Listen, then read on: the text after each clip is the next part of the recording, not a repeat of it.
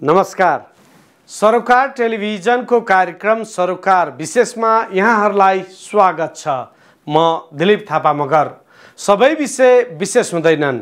सामाजिक, राजनीतिक, आर्थिक र समग्र मानव जातिको हितको निम्ति गरिने हरेक विषय विशेष हुन्छन्।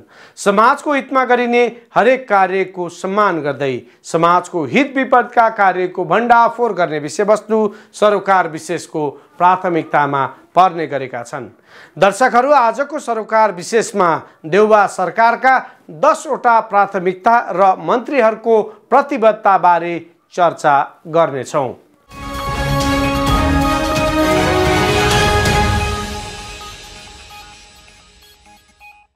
हरेक पटक मन्त्रीमण्डल विस्तार भइरहँदा नयाँ निर्णयहरू हुने गरेका छन्, तर ती निर्णयहरू कार्यान्वयनको लेखाजोखा भने कमै मात्र गरिन्छ। एमाले अध्यक्ष केपी शर्मा ओलीलाई अदालतले सत्ताच्युत गरिदिएपछि नवनियुक्त प्रधानमन्त्री शेरबहादुर देउबा नेतृत्वको सरकारले 10 वटा प्राथमिकता तय गरेको छ। सरकारले तय गरेका प्राथमिकता सुन्दा निकै राम्रा छन्, तर कार्यान्वयन नहुने विगतदेखि नै नजिर रहेको छ। देउबा सरकारले गरेका निर्णय कार्यान्वयन होला त? यो भने आम चासोको विषय बनेको छ।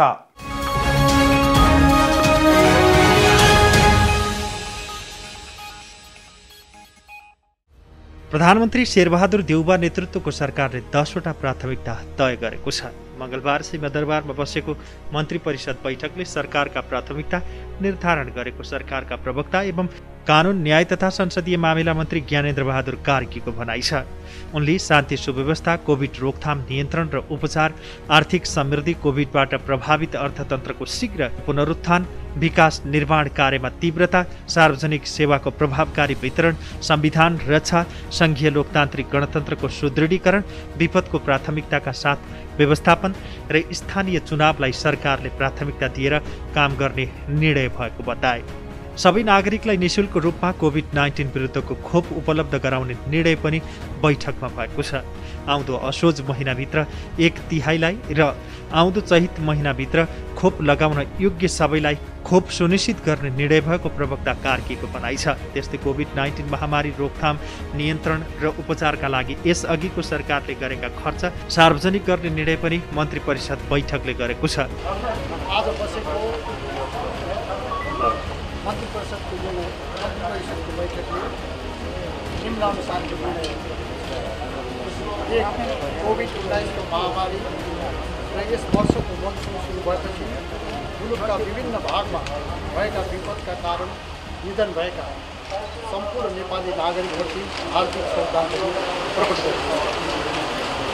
नेपाल सरकारको प्राथमिकता न्यायभूमि शान्ति सुव्यवस्था, कोभिड-19 को रोकथाम, नियन्त्रण र उपचार, आर्थिक समृद्धि, कोभिड-19बाट प्रभावित अर्थतन्त्रको शीघ्र पुनरुत्थान, विकास निर्माण कार्यमा तीव्रता, सार्वजनिक सेवाको प्रभावकारी वितरण, संविधानको रक्षा, संघीय लोकतान्त्रिक गणतन्त्रको सुदृढीकरण, विपदको प्राथमिकताका साथ व्यवस्थापन, स्थानीय तहको निर्वाचन, कोभिड-19 को महामारी रोकथाम, नियन्त्रण र उपचारका सम्बन्धमा व्यय बमोजिम गर्ने पनि हामीले निर्णय गरेका छौँ।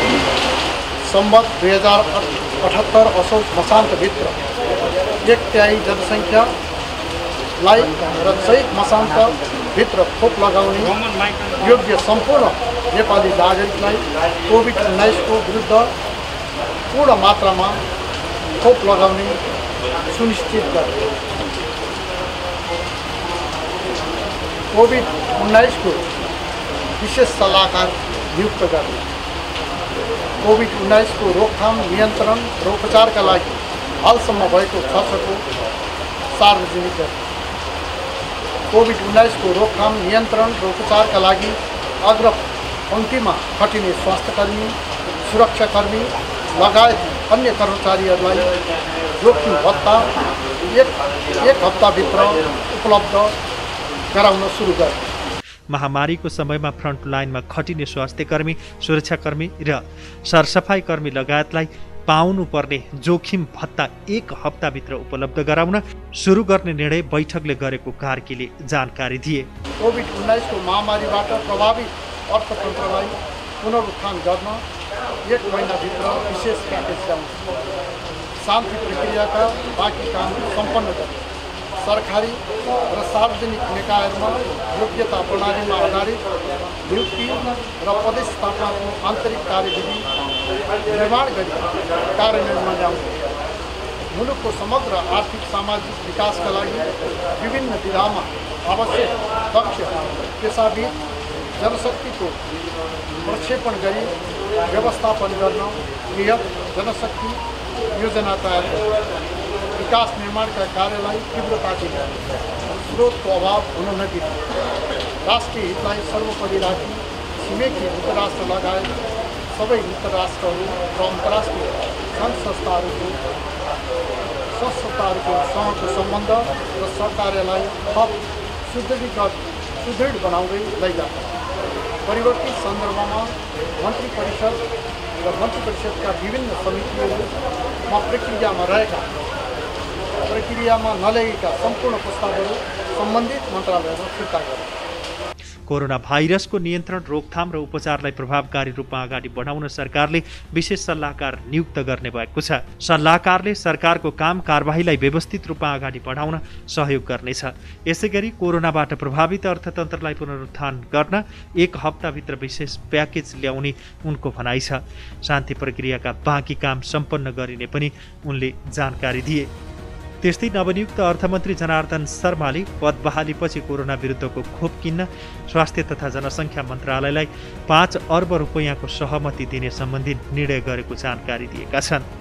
सरकारले आउँदो असोज मसान्तसम्म 1/3 र चैत्र मसान्तसम्म खोप लगाउने उमेर समूहका सबै नागरिकलाई खोप दिने लक्ष्य लिएको छ। खोपको पर्याप्त आपूर्ति हुन नसक्दा खोप अभियान प्रभावित भएको छ। अर्थमन्त्री शर्माले कोभिड-19 नियन्त्रण र रोकथाम अन्तर्गत दायित्व व्यवस्थापनका लागि स्रोतको सुनिश्चितता सम्बन्धी निर्णय गरेका हुन्, जस अन्तर्गत सङ्घीय अस्पतालका लागि 56 करोड 41,57,000 रुपैयाँ र प्रदेश तथा पालिकाले सञ्चालन गरेका अस्पतालका लागि प्रदेश सामाजिक विकास मन्त्रालय मार्फत 37 करोड 34,90,000 रुपैयाँ वित्तीय हस्तान्तरण हुनेछ। पद बहालीपछि उनले कोरोना रोकथाम तथा नियन्त्रण र सबै नागरिकलाई कोरोना विरुद्धको खोप निःशुल्क गर्ने सरकारको प्राथमिकता रहेको भन्दै त्यसका लागि दत्तचित्त भएर काम गर्न कर्मचारीलाई निर्देशन दिए। राष्ट्रिय सङ्कटबाट हामी कसरी मुक्त हुन सक्छौँ, त्यसलाई समाधान कसरी गर्न सक्छौँ भन्ने चुनौती नै हाम्रो अगाडि छ। यसको बारेमा हामी यसमा पनि कार्य गर्नेछौँ र योजनाहरू बनाउनेछौँ। आजको हाम्रो लक्ष्यमा पुग्यो, संशोधित मान्यताअनुसार लक्ष्यमा पुग्दै गरेको दशाजीले बताउनु भयो। र हाम्रो जो आय छ त्यसले खर्च धान्ने अवस्था सेन्सिटिभ कुरा होला केही समयको लागि, तर पनि अत्यन्त गाह्रो अवस्थामा छ। यसको बारेमा हामी छलफल गर्ने र यसको बारेमा योजना बनाउनु पनि आवश्यक छ। खर्च गर्ने स्रोतहरूको उपलब्धता हामीले समयमै पुर्याउन सक्ने, त्यो कमी हुन नदिनका लागि अर्थमन्त्रालयले के भूमिका खेल्ने भन्ने प्रश्न, सँगसँगै निर्धारित गरेको पुँजीगत खर्चको जो समस्या छ, व्यवसायमा आएर बढी प्रतिशत खर्च हुने प्रचलन छ, ती विषयहरूलाई सुधार कसरी गर्न सकिन्छ भन्ने प्रश्न पनि हाम्रो अर्को एजेन्डा हामी बनाउनेछौँ। व्यापार घाटा भन्नु सक्नुभयो भर्खरै गभर्नर साहबले डरलाग्दो अवस्थामा यो सामान्य तरिका व्यापार घाटलाई सामान्य तरिकाले हामी सन्तुलन गर्न सक्ने अवस्थामा छैन। यसको लागि एउटा विशेष सुधार अभियान आवश्यक हुन्छ। त्यो समग्र राज्यको, समग्र राजनैतिक पार्टीहरूको नेतृत्वको र समग्र नागरिकहरूको, जनताको एउटा सङ्कल्पबाट मात्रै हामी यो विशेष सुधार अभियान सञ्चालन गर्न सक्छौँ। सामान्य कुराबाट यो सन्तुलन ल्याउन सक्ने अवस्था हाम्रो हुँदैन। अब हाम्रो मुख्य कुरा भनेको कृषि हो। कृषि क्षेत्रमा राम्रो प्रगति भएको हामी देख्दैनौँ, किनकि कृषिमा जुन खालको प्राथमिकता हुनुपर्थ्यो, जुन खालले हामी जोड दिनुपर्थ्यो, कृषकहरूलाई प्रोत्साहित गर्नुपर्थ्यो, त्यसलाई प्रविधि क्षमताद्वारा वृद्धि गर्नुपर्थ्यो, त्यसले पर्याप्त ध्यान दिन सकिरहेको छैन। अर्थमन्त्री शर्माले कोरोनाले थिलो भएको अर्थतन्त्रलाई पुनरुत्थान गर्नुपर्ने अहिलेको आवश्यकता रहेकाले सरकार निजी क्षेत्र सँगसँगै अगाडि बढ्नुपर्ने बताए। सरकारले कोभिड-19 को रोकथाम, नियन्त्रण र उपचार, आर्थिक समृद्धि, कोभिड-19बाट प्रभावित अर्थतन्त्रको शीघ्र पुनरुत्थान गर्ने विषय पनि सरकारको उच्च महत्त्वमा राखेको जानकारी दिए। त्यस्तै नवनियुक्त गृहमन्त्री बालकृष्ण खाँडले आर्थिक वर्ष 2078-79 को बजेट कार्यान्वयनको सम्बन्धमा विज्ञहरूसँग छलफल गरेर निर्णय लिने बताए। उनले केपी शर्मा ओली नेतृत्वको सरकारले अध्यादेश मार्फत ल्याएको बजेटको कार्यान्वयनलाई कसरी अगाडि बढाउने भन्ने सम्बन्धमा वर्तमान सरकारले विज्ञ र प्रशासकहरूसँग सल्लाह गरी निर्णय लिने बताए। उनले बजेटको अध्ययन गरी संवैधानिक र कानुनी अवस्थालाई ध्यानमा राखेर निर्णय लिने उल्लेख गरे। मन्त्री खाँडले कोभिड-19 को विरुद्ध अग्रपङ्क्तिमा खटिने व्यक्तिको सुरक्षाको व्यवस्था गर्नु राज्यको दायित्व भएको भन्दै उनीहरूको व्यवस्थापन गर्न र प्रोत्साहन भत्ता दिनका लागि सरकार गम्भीर रहेको पनि बताए। ओली सरकारले ल्याएका अध्यादेशको सम्बन्धमा कस्ता अध्यादेशहरू ल्याएका छन् त्यस सम्बन्धमा पनि छलफल हुने उनले तर्क गरे। र यो महामारीबाट बच्नका लागि सबैले नै गम्भीरतापूर्वक चाहिँ आफ्नो दायित्व भूमिका निर्वाह गर्न जरुरी छ। र यो क्रममा कोभिड-19 को महामारी क्रममा अब सुरक्षा निकाय पनि फ्रन्टलाइनमै चाहिँ नि संघर्षरत छ। त्यस्तै स्वास्थ्यकर्मी, चिकित्सक, नर्स र अझ मिडियाकर्मीको पनि यसमा धेरै ठुलो भूमिका रहेको छ। तपाईँहरू पनि फ्रन्टलाइनमा बसेर काम गर्नुभएको छ र फ्रन्टलाइनमा रहेका साथीहरूको सुरक्षाको व्यवस्था गर्ने दायित्व पनि राज्यको हो र हामीहरूले चाहिँ समुचित व्यवस्थापन गर्नुपर्दछ र आवश्यक ठाउँमा सरकारले बजेटको व्यवस्थापन गर्ने, खर्च गर्ने, उनीहरूलाई समुचित चाहिँ प्रोत्साहित गर्नलाई भत्ता दिने, उनीहरूको उपचारका लागि गम्भीर बन्ने, सम्बोधन गर्ने, त्यो काम हामी सबैले मिलेरै गर्नुपर्छ। सरकारसँग गम्भीरै बन्छ। अब हाम्रो चाहना के भन्दाखेरि व्यवस्थापिका, कार्यपालिका, न्यायपालिकाको शक्ति सन्तुलन र पृथकीकरणको सिद्धान्तमै हामी उभिएका छौँ।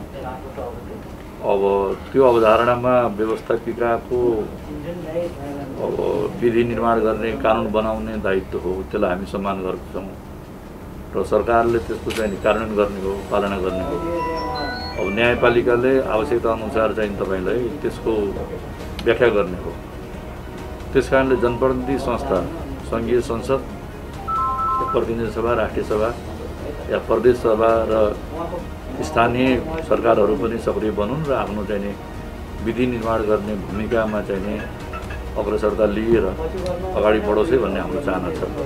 त्यस अन्तर्गत कस्ता अध्यादेशहरू आएका छन् र त्यसका बारेमा हामी छलफल गर्छौँ र हाम्रो चाहना छ यो व्यवस्थापिका संसदलाई बढीभन्दा बढी सक्रिय बनाउन सकियोस् कानुन निर्माण गर्ने क्रममा। सरकारले चाहिँ नि राम्रै सोचेर लग्या होला हुन्छ, तर त्यहाँ जनप्रतिनिधिहरूको बिचबाट अझै त्यो परिष्कृत भएर आउँछ। त्यो मुलुकको लागि पनि जनताको लागि अझै बढ्ता त्यो उपयोगी हुनसक्छ हुन्छ। त्यसकारणले नै यो व्यवस्थापिकाको विधि निर्माणको भूमिकालाई हामी सबैले आत्मसात गरेको, त्यसैमा उभिएको। जनतामा जनप्रतिनिधिको चाहिँ नि आधारशिला रहन्छ भने जनप्रतिनिधिको आधारशिलामा सरकार हुन्छ। त्यहाँले यो सरकार चाहिँ नि जनप्रतिनिधि संस्थाहरूलाई, व्यवस्थापिका संसदलाई, प्रतिनिधि सभालाई, राष्ट्रिय सभालाई सम्मान गर्दछ र त्यसलाई बढी गतिशील र क्रियाशील बनाउनेतर्फ चाहिँ नि हामी लागिरहन्छौँ।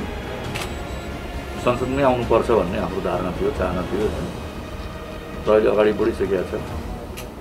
त्यसमा हामीले विज्ञहरूसँग सल्लाह गर्छौँ, प्रशासकहरूसँग सल्लाह गर्छौँ र त्यसको चाहिँ के छ त्यो सीमाहरू, कानुनी प्रक्रियाहरू के छन्, संवैधानिक प्रक्रिया के छन्, त्यसको चाहिँ अध्ययन गरेर अनि संवैधानिक कानुनी र अहिलेको वस्तुस्थितिलाई ध्यानमा राखेरै हामीले चाहिँ निर्णय लिन्छौँ।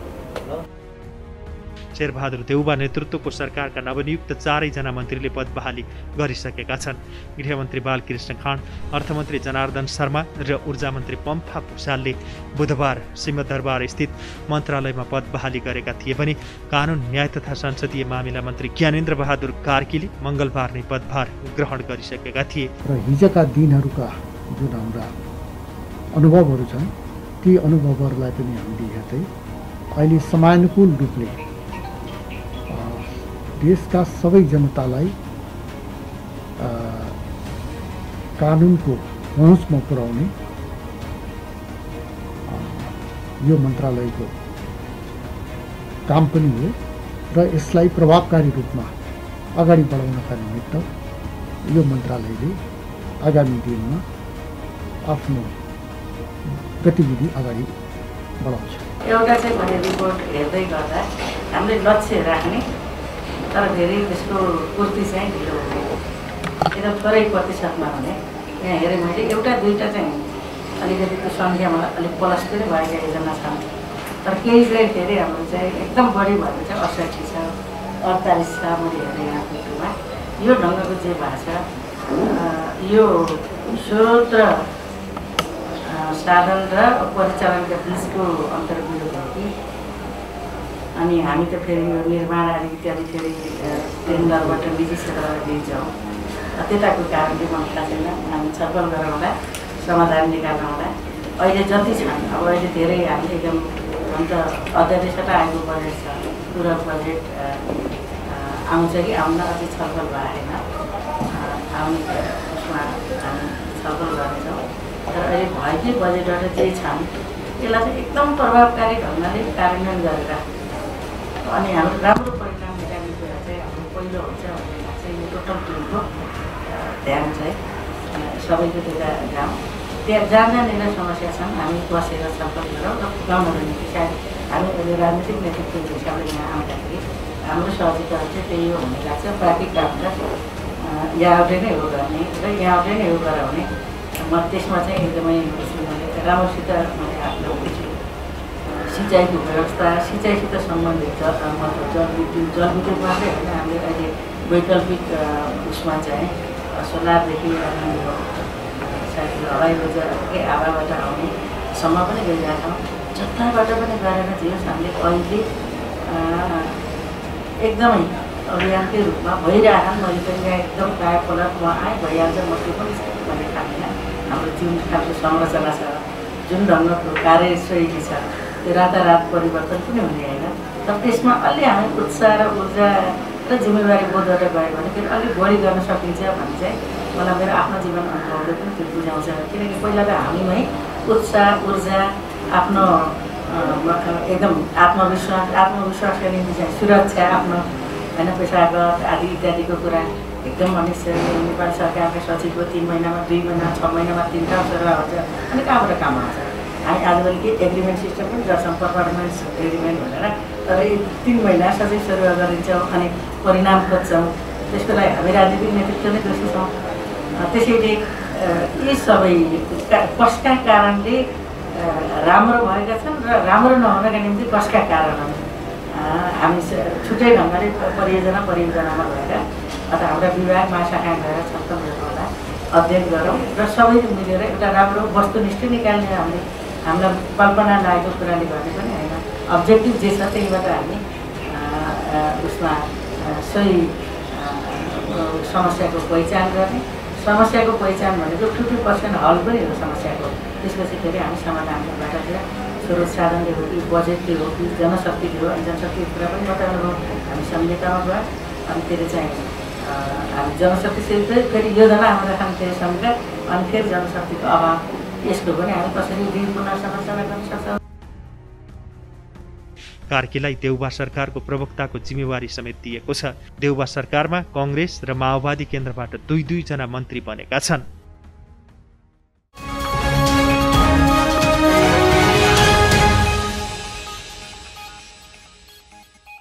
दर्शकहरू, आज हामीले सरोकार विशेषमा देउबा सरकारका 10 वटा प्राथमिकता र मन्त्रीहरूको प्रतिबद्धता बारे तयार पारिएको सरोकार विशेष प्रस्तुत गर्यौं। कार्यक्रम सरोकार विशेषमा हामी समाजका तीता मीठा यथार्थ बारे जानकारी दिन उपस्थित हुने गर्छौं। आजलाई कार्यक्रम सरोकार विशेष यति नै। सम्पूर्ण युनिटलाई बिदा दिनुहोस्। हेर्दै गर्नुहोला सरोकार टेलिभिजन।